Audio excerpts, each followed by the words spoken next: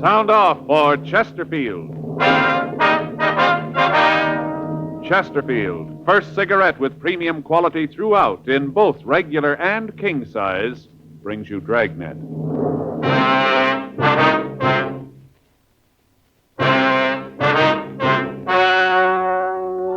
Ladies and gentlemen, the story you're about to hear is true. The names have been changed to protect the innocent.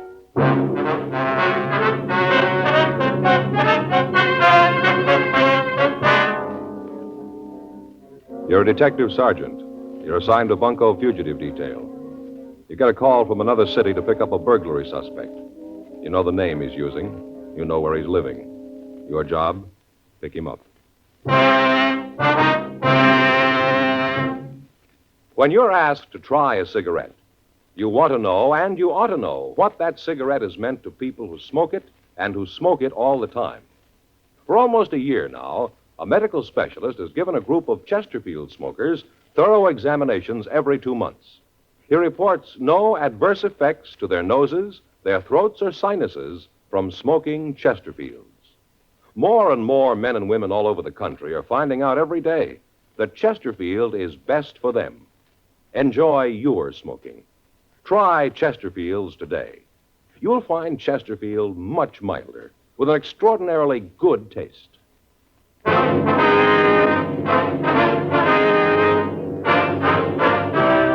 Dragnet, the documented drama of an actual crime. For the next 30 minutes, in cooperation with the Los Angeles Police Department, you will travel step by step on the side of the law through an actual case transcribed from official police files. From beginning to end, from crime to punishment, Dragnet is the story of your police force in action. It was Tuesday, June 4th. It was hot in Los Angeles. We were working the day watch out of Bunko Fugitive Detail. My partner is Frank Smith. The boss is Captain Steed. My name's Friday. We were on our way out from the office, and it was 9:42 a.m. when we got to the corner of Selma and Fountain. The Arizona Carlton Hotel. Guess we check over there, huh? Yeah, you got the mugs? Yeah, right here. I'm awfully sorry, Mrs. Hartfield. Yes, I know we say each room is air-conditioned. Well, yes, ma'am, but it is true. I know, ma'am, but the air conditioning is on full now. All right, ma'am. Yes, I'll send some right up. I'll be with you right away. Front, here, boy. Get some ice water up to Mrs. Hartfield in 502 right away. Now, sorry to keep you waiting. It's all right, sir.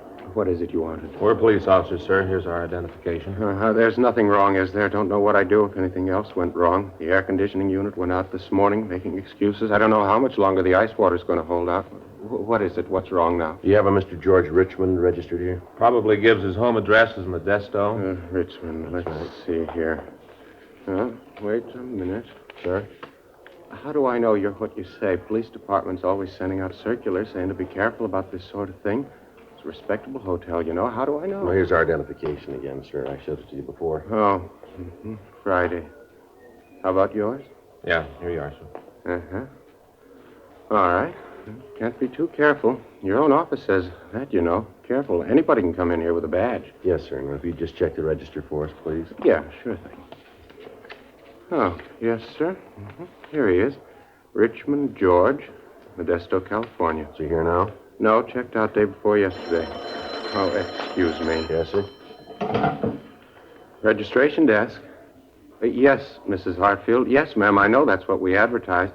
Well, yes, ma'am, but it's on the way up. No, ma'am, I sent the boy myself. Yes, ma'am. I'm sure he'll be there. All right, Mrs. Hartfield. Yes, ma'am. I may quit. Now, what was it you wanted with Mr. Richmond?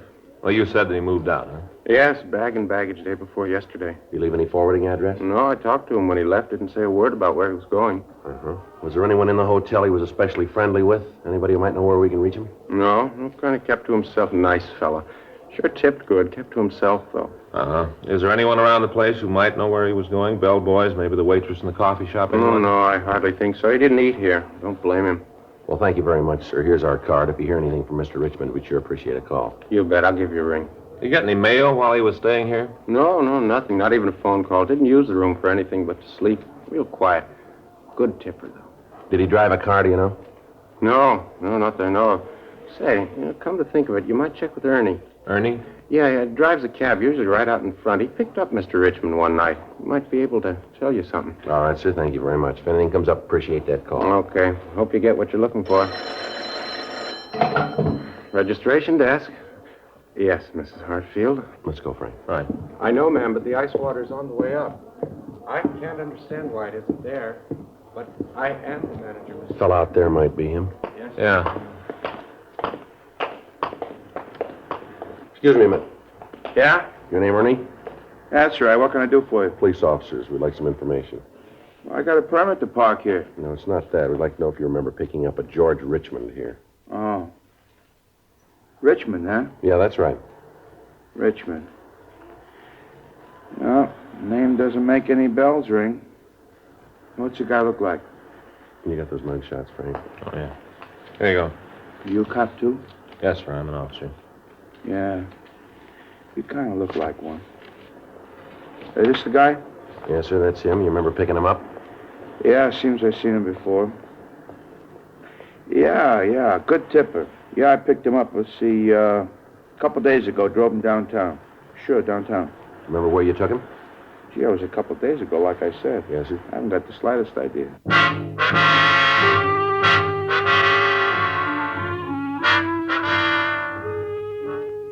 10:07 a.m. We continued to talk to the cab driver. He was sure that he'd picked up George Richmond on Sunday night, but he was unable to tell us where he'd taken the suspect. We drove back downtown and checked with the cab company. On the driver's waybill, we found that he'd made 3 pickups that night from the hotel on Fountain Avenue. The first stop listed was a large cafeteria in downtown Los Angeles. We checked with the cashier. She was unable to identify the mugshots of Richmond. The second stop was a large apartment out on Wilshire Boulevard. We checked the manager of the place, and she told us that she didn't recognize the name. We showed her the mugshots of Richmond, and she said that she thought she'd seen the man 2 weeks before. When she asked him what he wanted, he said that he was looking for a Miss Norman. Because of the way he'd acted, the landlady hadn't told him that there was a tenant by that name living in the place. She gave us the apartment number of the Norman woman, and Frank and I went up to see her. Want to try it again? Yeah. Who is it? Police officers. What? Police officers, we'd like to talk to you. Just a minute.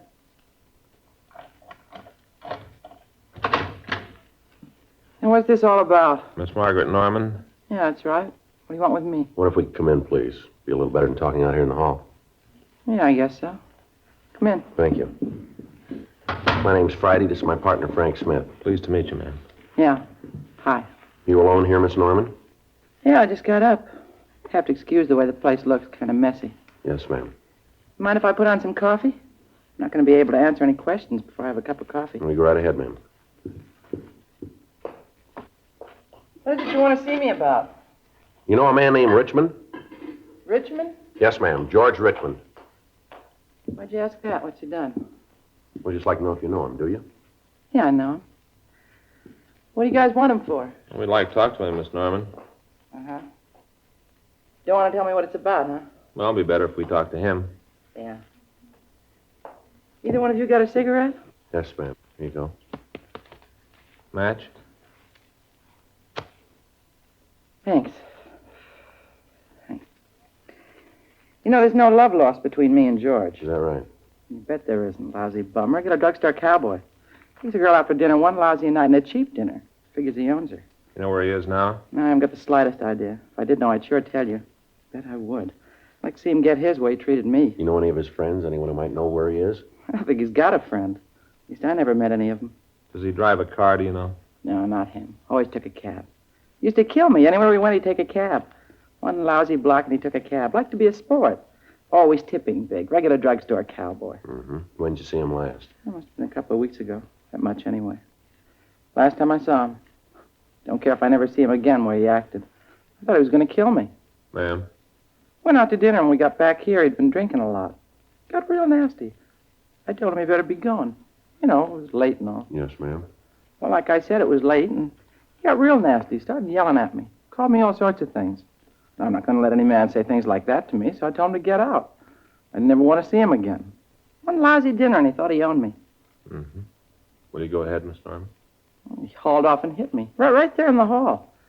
Hit me as hard as he could. Almost broke my jaw. Well, you know, I let out a scream, and he beat it. caused such a commotion I had to move. Then this didn't happen here, is that it? No, a place over on Vermont. I moved the next day. Mm-hmm. Where'd you meet Richmond? At the club. Say, you got another cigarette? Yeah. There you are. Match? Thanks. What club's that, ma'am? Where I work, in Green Lantern downtown. I'm the cigarette girl. I met him there. He came in one night, acted real big. Asked me if I'd have dinner with him. As it happened, I didn't have an engagement that night, so I said yes. Well, we kind of went together for a while. I see. Sure hope you get him. A real bad guy. The way he treats women, terrible. He say, wait a minute. Yes, ma'am. I know someone who might be able to tell you where he is. Who's that, ma'am? A fellow named Hank. Used to hang around the club. I saw George talk to him at the bar once in a while. Well, do you know where we can find this fella, Hank? No, but I can tell you where his girlfriend lives. That help? Yes, ma'am, it will. Place over on 3rd out near Fairfax. Do you know his full name, ma'am? Gee, I gotta think about that. Let's see. Jeanette, that's the girl. Jeanette introduced him as Palmer. That's it, Hank Palmer. I don't know about him, though. What's that, Miss Norman? He's a real mean one. Kind of quiet, not like George. George likes to shoot his mouth off, but Hank is quiet. He's trouble, though. Ma'am? Oh, one night we went up to Jeanette's for a couple of drinks. Hank took off his coat. That's why I say he's rough. Yeah. Sure. Carries a gun.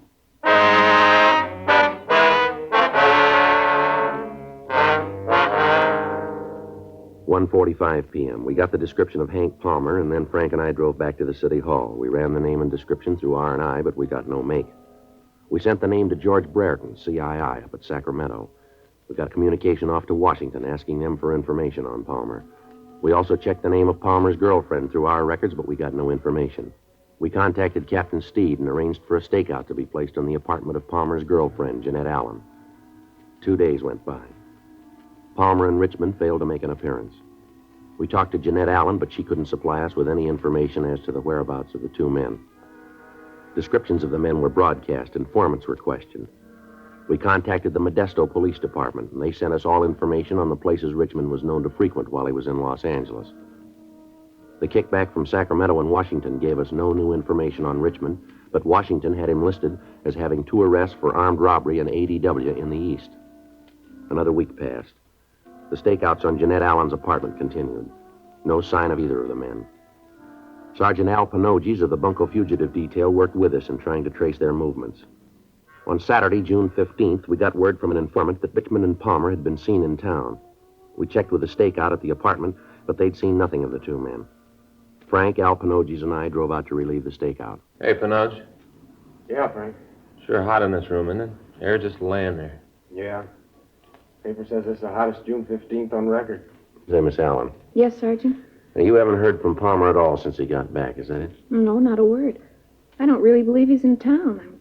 I'm sure if he was, he'd look me up. Never done this before. Uh-huh. Say, would it be all right if I got a glass of water, miss? Sure, help yourself right out in the kitchen. Thanks. How about you, Joe? Want some? No, thanks. Al? Yeah. Joe? Yeah? Cab's stopping out in front. Man getting out. Might be one of them. Guy's wearing an overcoat. On a day like this? You coming in here, Al? Yeah. Yeah, cab's pulling away. Okay. You want to take that side of the door, Frank? Right. You better go into the bedroom, Miss Allen. You think there's going to be some trouble? Well, it depends on the way he wants it. Oh, well, I guess you know best. I hope not. All I need is to have to move again.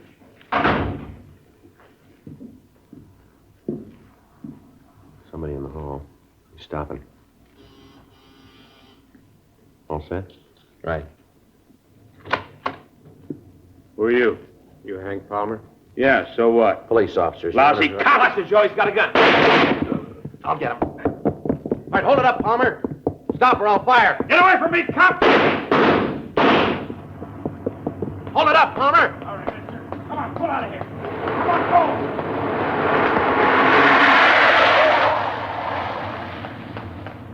Get in the call, Frank. Gray Mercury. License number's 1S69105. Right. Better call an ambulance, too. What? Panoges. He's hurt bad.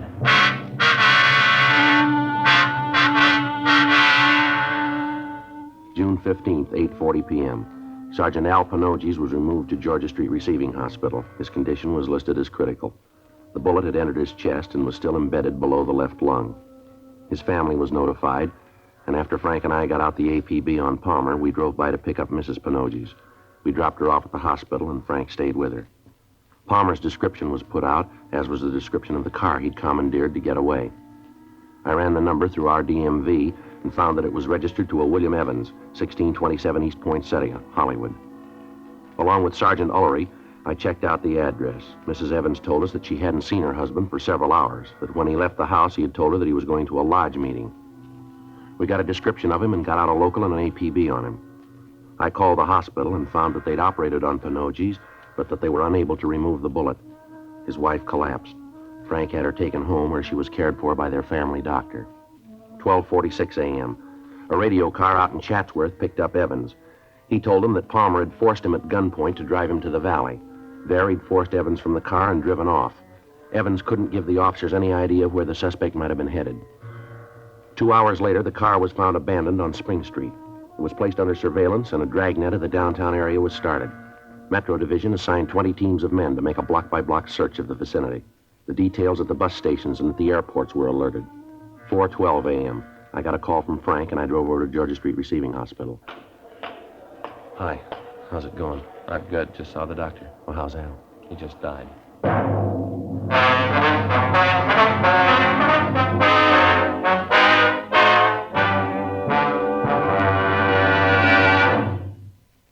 You are listening to Dragnet, the authentic story of your police force in action. Chesterfield is the first cigarette to offer smokers premium quality in both regular and king size. King size Chesterfield contains tobaccos of better quality and higher price than any other king size cigarette.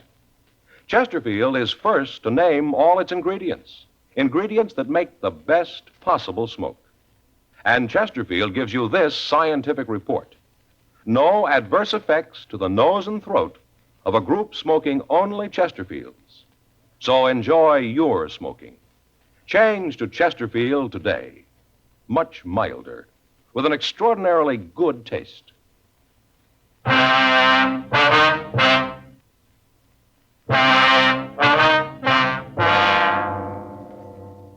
When an officer is first accepted by the police force, he spends 13 weeks at the police academy. In that period, he learns the basic fundamentals of being a peace officer. On graduation from the academy, he is assigned either to traffic or to a tour of duty in one of the city jails. Then, depending on his aptitude and the way he conducts himself in the field, he's checked on for possible transfer to one of the detective divisions as an investigator. By the time a police officer gets his assignment to the detective bureau, he's become a professional troubleshooter. He knows how to handle himself, and he knows how to treat the lawbreaker. He's on call 24 hours a day, 7 days a week, and he wears a gun. When a hoodlum shoots a police officer, he's showing society that he has no regard for the law, and at the same time, he is announcing that he will not hesitate to kill an unarmed citizen. Sergeant Alfred Pinogi's had been a policeman 14 years. He'd begun in traffic and then had been transferred to the juvenile division. From there, he went to homicide detail and then to bunco fugitive division. He was a professional peace officer, and he'd been murdered. He gave his life to protect the people who paid his salary, the taxpayers. His killer was still at large, and we had to find him.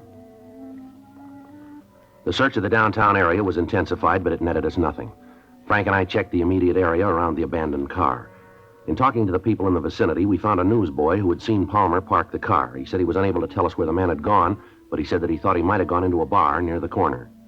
We checked the place, but the bartender was unable to give us any information. 2 days passed. We rechecked the known hangouts of the two men. Neither of them had been seen. Tuesday, June 18th, we got word that Palmer had been seen entering an apartment house on South Alvarado. 10:14 a.m. Frank and I drove over to talk to the landlady. Palmer and Richmond. No, I don't think I know them. Why don't you take a look at these pictures, Mrs. Holbrook, see if you recognize them? Sure. There you are. He's a mean one. Haven't seen him, though. This one. Ma'am? This one. I know him. Which one's he? Well, that's Richmond. No, that's not his name. Told me it was Reichman. Said it was John Reichman. Lives up in 206. That's in front. Is he in now, ma'am? No, he went out this morning early. First time in a couple of days he went out early. You expect him back soon? Oh, I don't know right off. Might be. I don't generally know when they're coming back. Don't keep tabs on them, you know. Them? Yeah, tenants. A nice bunch, most of them quiet. Had a full place last 2 years. Uh-huh. How long is this, Reichman? Yeah, that's it, John Reichman. How long's he been here? Oh, he's kind of new. He took over the room from a friend of his. Yes, ma'am. Does he have any friends in the building? Anyone that he sees quite a bit of? Well, now, there's a girl in 306. He sees quite a bit of her. Oh, who's that, Miss Holbrook? That'd be Barbara McIntyre. Nice girl. Dancer. Works downtown at one of the clubs. She in now, would you know? Oh, she should be, yes. Hardly ever gets up much before noon. Hardly ever. She works late, you know. Yes, ma'am. Does Richmond drive a car? Richmond? Oh, dear, now. Well, I don't know. I don't think so. Seems like he's always coming home in a cab. Comes in at all hours. I don't think he's going to last here. Why do you say that, ma'am? 'Cause I don't think he will, that's all. Plays the radio late, makes noise, you know. Then there was a fight. The girl didn't want to do anything about it, but I certainly think she should have. Oh, what's that about, ma'am? Oh, one night, let's see, it must have been about a week ago. Reichman or Richmond or whatever his name is came home and he was, well, he'd been drinking quite a bit, you know. Yes, ma'am. Well, he went up to the girl's apartment and they had an awful brawl. Screaming and yelling, an awful brawl. I went up and asked her if there was something I could do, but she yelled through the door and said no, that everything was all right. Of course, it wasn't. Ma'am? Well, the next day, the poor thing had a black eye that just wouldn't stop, all bruised up. Had a bandage right here on her forehead. Must have hit her awful hard. No, sir, I don't think he's going to last. Mm-hmm. And you're pretty sure that you haven't seen this other man, though, are you? Well, let me see that picture again. Mm-hmm. This one? No, I'm positive. I never saw him. Of course, that don't mean he wasn't here. Ma'am? Well, like I said, I don't pay much attention to them. They pay their rent, and I don't bother them. They come and go as they please. Say, what do you want them for? Is it about that, Mr.? Richmond? Yeah, is it about him beating up that poor girl? No, ma'am. I should have known about him. No, sir, he ain't gonna last long around here. I wonder if we could see his room, Mrs. Holbrook. Well, I guess it's all right. I'll get the key. All right, ma'am. Thank you.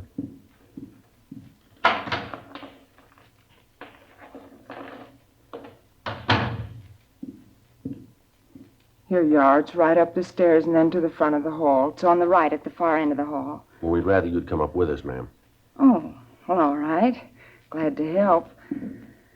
The way he must have beat that girl, a fiend, that's what he is. Sure isn't going to last long around here. No, ma'am, he sure isn't.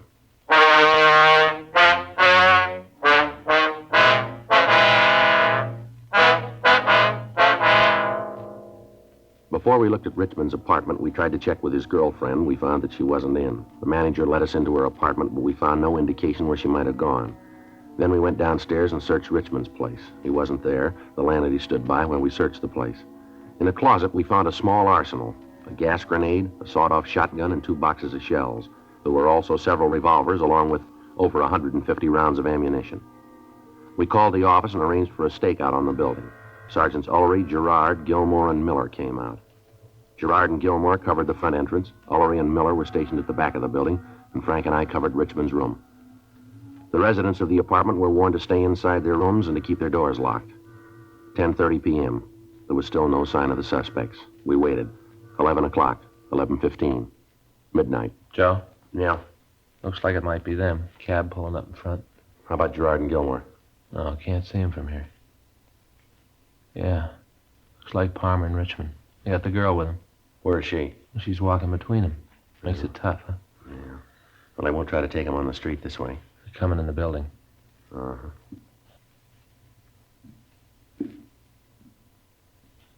They should be here pretty quick. Yeah, figures if they're coming here. Upstairs. Girl's apartment, huh? Sounds like it. Wonder if they went in with her. We'll just have to wait. Wait a minute. Somebody outside there in the hall. Yeah. Hold it. I don't feel right, I tell you. It's too quiet. Something's up. All right, mister, let's hold it. Cops, George, beat it! Go. All right, give it up, Palmer. Well, they made the street. Gilmore and Gerard should get him. Get that car, Joe. Let's go. Looks like they're in that store. You want to cover me while I try to get over there? All right, take it easy. Right. You all right, Frank? Right. All right, I'm coming over. I'll cover you. You see Gilmore and Gerard? Yeah, they're behind the Buick over there. Come on out of there. Richmond, Palmer, come on. Throw the guns out. You come in and take us, cop! Give it up, Richmond. You're at a dead end. There's no way out of there. And we'll make one! They're coming out, Joe. Okay, I quit! You got Richmond, I quit! Now don't shoot anymore! Please don't shoot anymore! You won't shoot anymore, will you please? Throw that gun out here. Come on. All right. Here it is. I'm throwing it out. Now don't shoot anymore, please! Got it. All right, I'll check Richmond. Right. I haven't got any gun. I gave it to you. I'm hurt. Can't you see that? I'm hurt bad. I told Gilmore to call the ambulance. Richmond's dead. How about this one? Well, he's hit. I don't know how bad. I should have known not to kill a cop. I would have been like this if I didn't kill that cop. I didn't mean to. I got scared. That's all, scared. You can understand that, can't you? Yeah, you want to shake him, Frank? Yeah. Watch it, Frank. He's got another gun.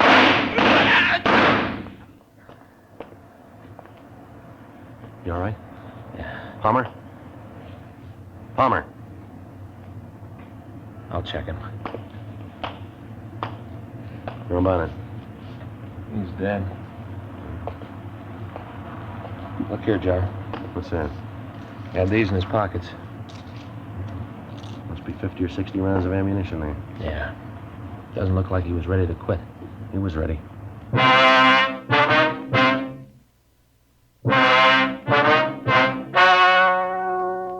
The story you have just heard was true. The names were changed to protect the innocent. On July 26th, an inquest was held in the coroner's office in and for the county of Los Angeles. In a moment, the results of that inquest. Now, here is our star, Jack Webb. Thank you, George Fenneman. Friends, every day, more and more people are changing to Chesterfield and finding Chesterfield is best for them. One reason for this is premium quality. Chesterfield is first to give you premium quality in both regular and king size. Another reason, Chesterfield gives you this scientific report. No adverse effects to the nose and throat of a group smoking only Chesterfield. I smoke an average of 2 packs a day, and I'm convinced Chesterfield is best for me. Try 'em, regular or king size. I think you'll find Chesterfield is best for you.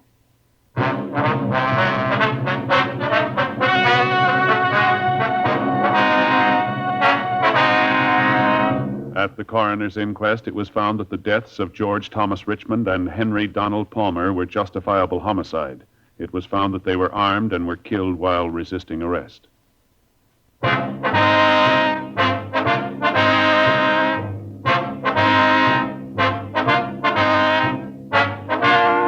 have just heard Dragnet, a series of authentic cases from official files. Technical advice comes from the Office of Chief of Police W.H. Parker, Los Angeles Police Department. Technical advisors, Captain Jack Donahoe, Sergeant Marty Wynn, Sergeant Vance Brasher. Heard tonight were Ben Alexander, Joyce McCluskey, Paul Richards. Script by John Robinson. Music by Walter Schumann. Hal Gibney speaking. For a million laughs, tune in Chesterfield's Martin and Lewis show Tuesday on this same NBC station. And sound off for Chesterfield's, either regular or king size. You'll find premium quality Chesterfield much milder. Chesterfield is best for you. Chesterfield has brought you Dragnet, transcribed from Los Angeles. Ladies and gentlemen, wherever and whenever people need help, the Red Cross answers the call. When a flood-stricken family needs shelter, when a crippled child must learn to walk and play, and when a wounded soldier needs blood, the Red Cross is always there. Now, the Red Cross needs your help. To keep up their many services this year, $93 million is needed. So, when the Red Cross volunteer calls on you, please answer the call and give generously.